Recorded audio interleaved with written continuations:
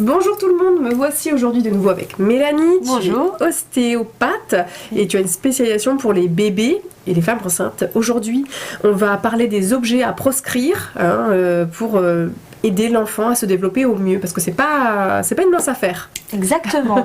C'est vrai que on est un peu matraqué pendant la période de la grossesse par des publicités avec des objets qui paraissent tous super cool et chouettes pour bébé. La plupart sont quand même assez inutiles, très onéreux et surtout très inutiles. Le pire, c'est quand ils sont contre le développement de l'enfant. Ça, c'est ceux qui exactement. sont les pires. Et puis en général, voilà, qui ne sont pas du tout dans l'intérêt de l'enfant. C'est bien souvent dans l'intérêt des parents, mais pour l'enfant, il y a en général très peu d'intérêt, voire même danger, ça va loin, mais en tout cas, on peut causer. C'est pas par la suite, c'est pas intéressant. Donc parmi ces objets très en vogue, on a le Kukuna Baby, qui est un espèce de matelas préformé dans lequel le bébé est lové. Alors ça paraît très confortable, ça l'est, ça c'est juste, ça l'est. Sauf que pour les bébés qui n'ont pas grand intérêt, qui n'ont pas un intérêt ou une appétence pour bouger, etc.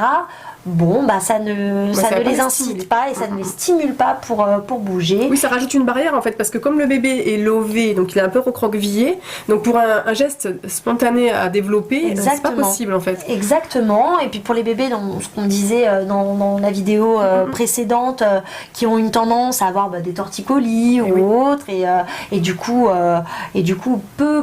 peu mobile de la tête, ça peut favoriser l'apparition des plagiocéphalies. Donc Kukuna Baby à éviter.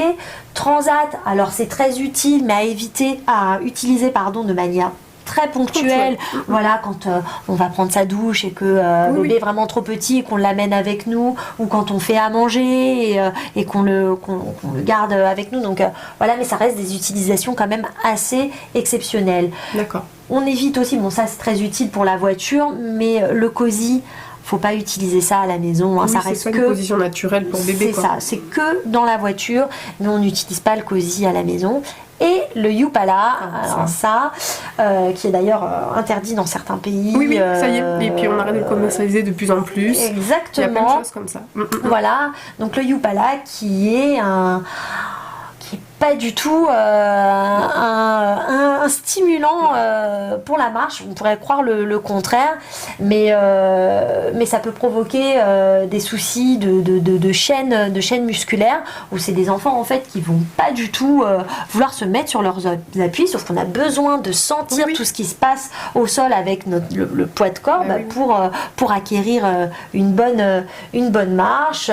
Et c'est surtout que c'est ô combien inconfortable pour le bébé, parce qu'il est suspendu par un harnais en tissu par le périnée. Donc c'est comme si on nous mettait un drap entre les jambes et qu'on nous baladait comme ça. Donc pas du tout confortable pour le bébé. Je l'observe plus, moi, dans les familles, je l'observe plus. Il y a encore les trotteurs où on met un bébé qui n'est pas justement en capacité de se mettre debout tout seul, donc en extension aussi, et donc du coup qui amène des accidents domestiques, puisque bébé n'est pas censé être debout, relevé, donc touche des choses qui sont donc c'est ça, je disais, c'est dangereux. Quand il y a des escaliers, c'est pareil, l'enfant peut chuter dedans. Donc en effet, c'est des objets qui peuvent nous donner envie, mais qui peuvent aussi mettre en danger tout simplement bébé, et sinon altérer son développement naturel. Donc exactement. C'est pas cool. Alors maintenant qu'on a dit ce qu'il fallait pas utiliser, qu'est-ce que tu préconises toi justement? Dans quoi on peut poser bébé? Comment on peut faire?